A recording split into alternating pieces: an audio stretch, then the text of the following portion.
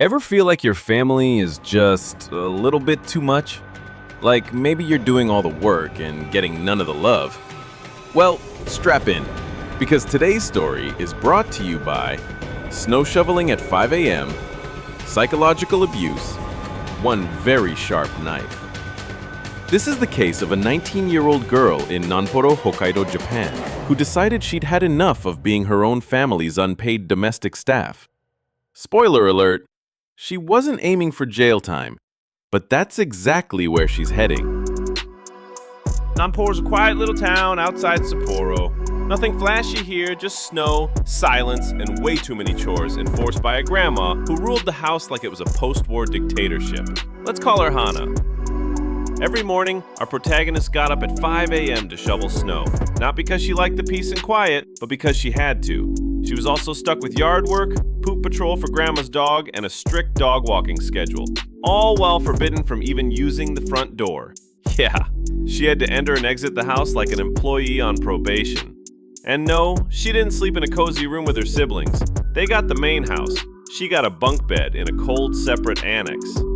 At school, she carried her books in a furoshiki, a freaking cloth wrap, because a normal school bag was apparently too luxurious for the live-in Cinderella. Let's talk about Grandma. She wasn't just a bossy elder. She was the financial queenpin of the household. The house they all lived in, she paid for it, with her own investment profits no less. Stocks, real estate, you name it, she worked it.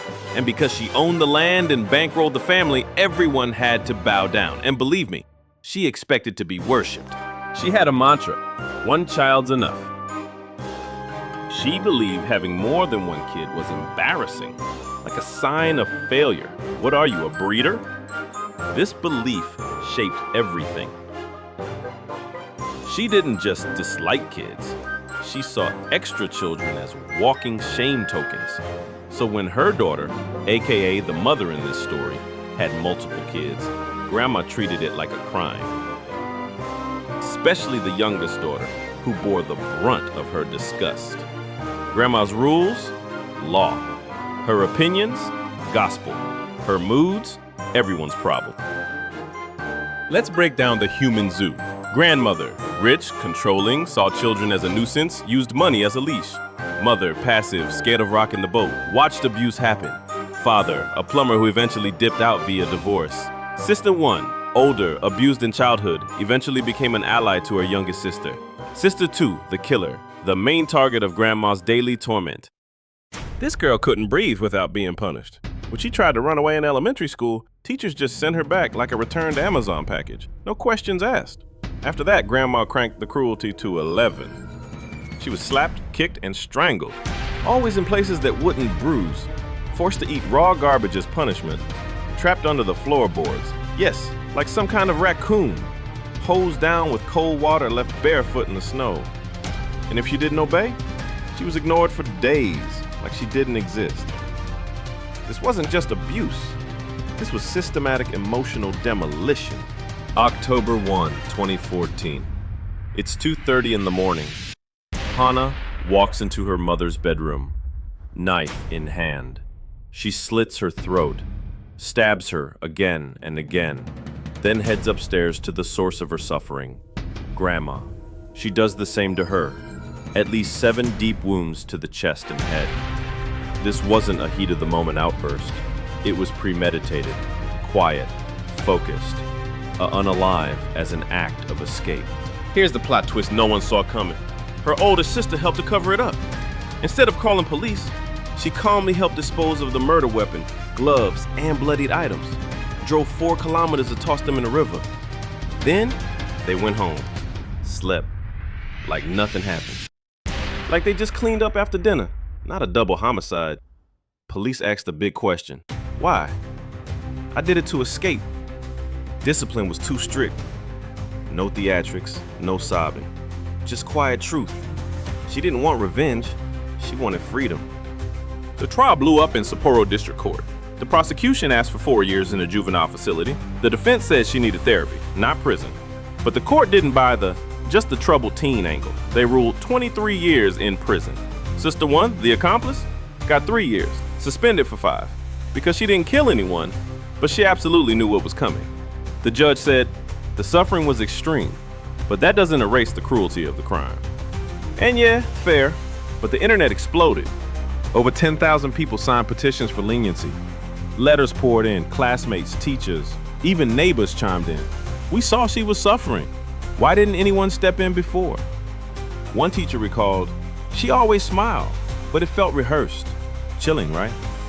Another classmate said, she'd cry on her way home, but no one wanted to get involved. Here's the actual abuse checklist confirmed in court. Daily snow removal at 5 a.m. Grass pulling, hedge cutting, dog walking, mandatory. Forbidden to use main entrance. Had to sneak in through the back. Slept in a cold annex while her siblings had warm beds inside. School bag? Too bad. Here's a cloth wrap. Beaten in non-visible spots. Locked under the floor. Hosed down with freezing water. Forced to eat discarded or raw food. Stood outside in summer for hours as punishment. And no one, not school, not police, not relatives, intervened. Was it slaying? Yes.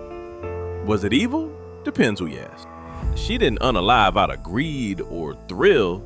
She unalived because she saw no other exit. That house was a hell built on financial control, generational trauma, and total emotional starvation.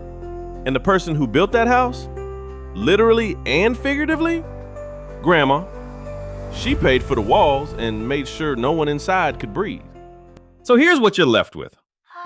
Hannah sentenced to 23 years for murdering her mother and grandmother. But behind the crime is a story of money, control, shame, and silence. One person held all the power. One girl took it back with a knife. Do I condone what she did?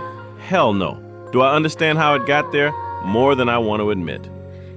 If this story shook you, share it. These aren't just headlines, they're reminders that abuse doesn't always look like bruises, and the people with the biggest houses might also build the deepest traps. Drop your thoughts in the comments. Do you think her sentence was fair, or should someone have saved her before she saved herself the only way she knew how? Until next time, stay warm, stay sane, and maybe check how your grandma's treating people. Because not every family drama ends with a quiet knife.